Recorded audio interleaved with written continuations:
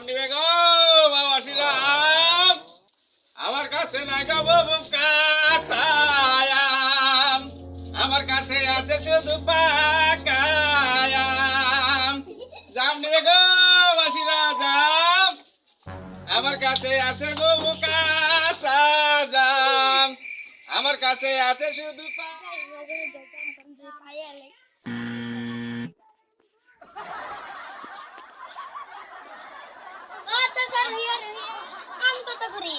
আম 100 টাকা কেজি